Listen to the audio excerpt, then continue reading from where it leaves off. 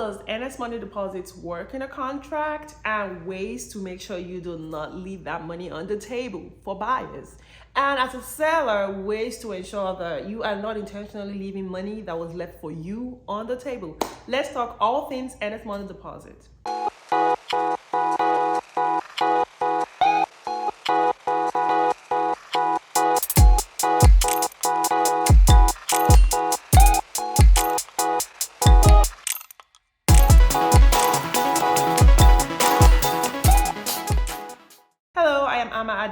I am a real estate sales advisor here at Luxe Residential Group, brokered by Fathom Realty. I am licensed in Georgia and Alabama, and today I'm talking all things earnest money deposit.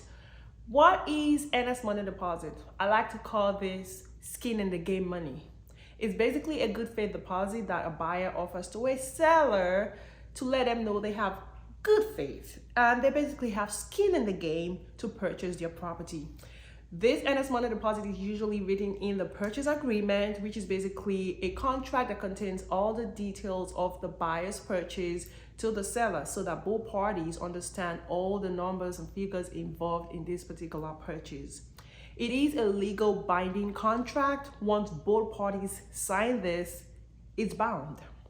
Now, the earnest money deposit is from the buyer to the seller, but the buyer can still keep this money if they do the needful. Typically, this money is credited back to the buyer at closing. Should they not close, they stand the chance to lose this money completely to the seller. But there are unique situations where the buyer should have lost the money, the seller should have gotten the money, but something went wrong, someone didn't understand the contract, and so on and so forth. So today I'm sharing strategies, insights, and basically anything I could do to help you save money. Regardless if you're a buyer or a seller, I work with both, and I want both of them to be more vast and more experienced in all things earnest money. Now, in the contract, immediately the contract goes bounding, there are certain things that have to take effect. One of them is the deposit of such money. When I write contracts for my clients, I make sure that we have substantial time to deposit this money. And I have certain contingencies that I would not be sharing here, of course, that I use to protect my buyer in this situation. But for the buyer's protection, there is what we call a due diligence period. Georgia is a buyer beware state. So it means buyer, do your due diligence, seller is not liable. So buyers have to conduct inspections on properties they are interested in purchasing, review the reports from such inspections, and then request repairs from the seller. This period is called the due diligence period.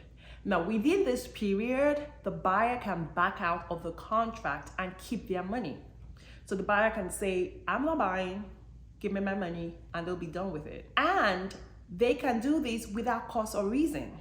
In as much as it is the time for them to conduct inspections and whatnot, the buyer can just say, I changed my mind, I don't want it. I'm within my due diligence period, I don't want to buy it, and they get to keep the money. This money, remember, it is skin in the game money for the seller. It's an incentive for the seller to take the property off the market, no longer show it or sell it to other buyers, and consider this said buyer that they've gone on a contract with.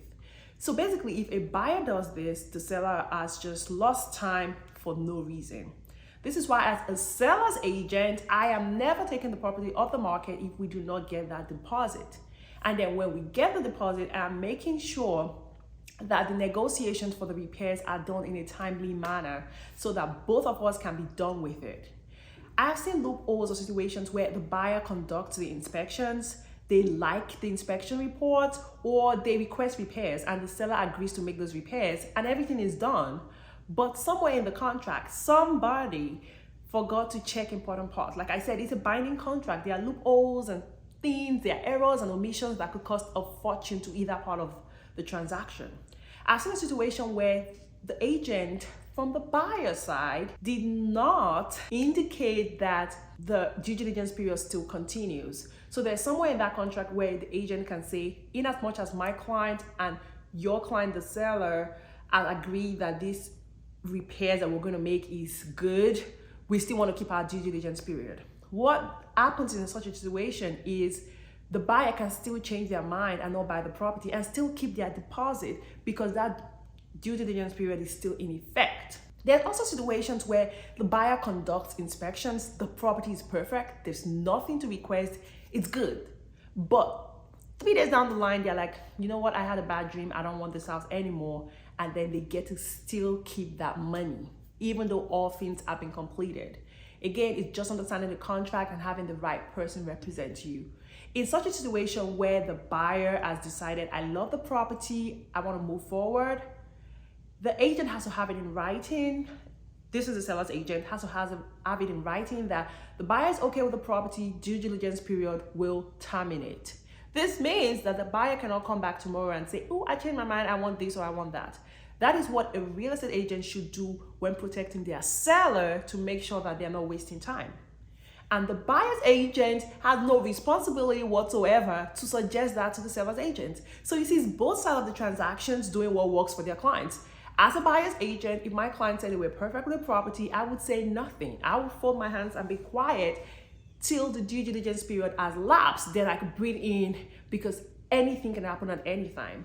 So as a buyer, beware that these little changes affect you keeping your money or losing it. And as a seller, you forgetting to sign a contract, sign an amendment or an agreement where it should be signed could cost you money, and the buyer could just back out at your own expense.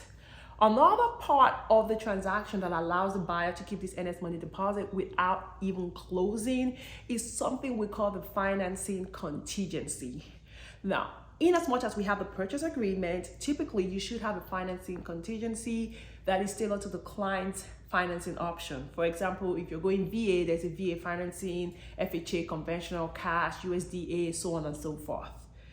If the buyer has signed such a contingency and offered to the seller to sign, it is part of the contract, and there are certain terms in there that protects the buyer's deposit in case something happens with the financing. For example, say mortgage approval. If the buyer is denied a mortgage while they're under contract way past due diligence period, they can still keep their earnest money deposit if they are within that contingency period for the financing. That means they could terminate 20 days after going under contract and still keep their earnest money deposit if their agent did the right thing, put in the right numbers, and did their best to protect the client. As a buyer, you should be aware of this. As a seller, you want to track all these numbers and make sure that if anybody is terminating anything in a contract, it's within the stipulated time according to the initial contract or according to any amendments that have superseded the initial contract. Another thing you want to be aware of is the appraisal contingency, especially in VA loans. I have seen this only in VA loans. I have a client that was buying a property and everything was good, but the appraiser requested repairs. And in the VA contingency, there is a tag, there is a limit on that is written by the buyer's agent on the amount of money the seller can spend on a VA required repair. Now, in as much as the buyer wasn't rejected from the loan or whatnot, if the seller refuses to make a VA appraisal required repair because they just didn't want to do it and they feel like it doesn't make sense, probably because in certain situations they've done inspection reports. Let's say they had a budget for $4,000 for repairs, they already spent the whole $4,000 for inspection report, and then an appraiser comes in and says, you need to do this thing, and it costs say $5,000, and they're like, nope, not doing it. They may be able to terminate the contract, but you as buyer gets to keep the money because the right thing was done in the contract. So in the situation that my clients were in, I put in $2,500 for VA required repairs, and the seller wanted to back out because they were sick of it. They already spent money on the inspection, and they're like, we're not spending a cent more on any VA appraisals. This is ridiculous. But the contract said that they had to, and the agent came to me and said, my seller is not doing the repairs. This is ridiculous. This is useless. Blah blah blah blah blah. I, as a buyer's agent, know that the request from the appraisal wasn't necessarily important. It didn't affect the structural integrity or the safety of the property. My clients could care less. But this is not about feelings or opinions. It's about facts. A VA appraisal has to give the final certification of the appraisal for us to close. And if the appraiser is not going to do that because they requested repairs on the property, we cannot close. And I of course, translated this to the seller's agent, and she was adamant. She said, we're not fixing it. I said, but the VA contingency requires you to do this. So they came back with a loophole and said, you wanted $2,500, but this repair is going to cost over $3,000. So I went, got a contractor that could give me an estimate to fix such request for less than $2,000 even. And I presented that to the seller, but the seller would not hear any of it. We were slowly approaching closing. No headway was made. What happened? We resorted back to the contract. Back to the contract. What does the contract say? In a VA financing contingency, the buyer is not liable if there's any issue with the appraisal and the seller refuses to conform. This is not the buyer's fault. This is the seller's fault. So we terminated. The seller actually threatened to terminate, and I said, go ahead. But we terminated. But my client was able to keep their earnest money deposit way in the contract, way after financing contingency because of this appraisal loophole, and we were able to negotiate for them to get their whole money back. Because we laid out the facts, I brought in the contractor that gave us an estimate that was less than the VA required, and it was just the same thing that the seller didn't want to do it. But my client could have easily lost that money if I had accepted the seller's word for it, or I just said, oh, oops, we're out of due diligence, if I didn't know the contract, or if I didn't thoroughly understand the loopholes that exist in the contract based on the VA financing. I couldn't possibly get away with this if it was a conventional or say a cash deal, but different loans offer different loopholes and different safety. I won't call them loopholes specifically, I'll call them safety nets for the buyers. Another thing that you want to do when writing a contract, even you're a buyer or a seller, is to make sure the earnest money deposit is held by a third party. I say this because sometimes agents can get very emotional about the process. We want to defend our clients, be it buyer or seller. And if our brokers are holding this money, we could be adamant about releasing the money to the other party if they are due the money. I could be emotional and say, I'm not going to tell my broker that they need to release the money or whatever. So I always, if I'm representing the buyers, always ask that the attorney holds the funds, because one thing an independent third party in the contract will do is follow the contract. There is no emotion involved. The attorney will do what the contract says needs to be done. So as a buyer, you want to make sure you're doing all of these things to protect your money. You want to be aware, you want to be enlightened on what your earnest money deposit is, how your earnest money deposit works, so you can protect your coins. I've seen far too many people tell me their experiences of how they lost earnest money, and it could easily be avoided. So be on the lookout and be aware. And as a seller, if a buyer has failed all the loopholes and money's on the table, I know your home is important to you. So please do not be oblivious of the fact that you can also get that money if the terms of the agreement works in your favor. Know it and hire an agent that understands the contract. Your representation matters a lot, regardless of the side of the transaction that you are on.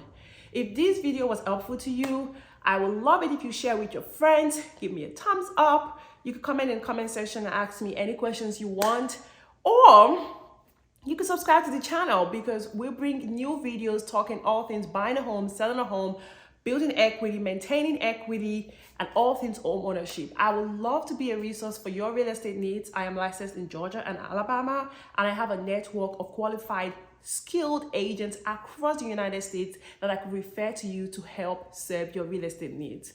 From me here at Luxe Residential Group, till my next video, ciao.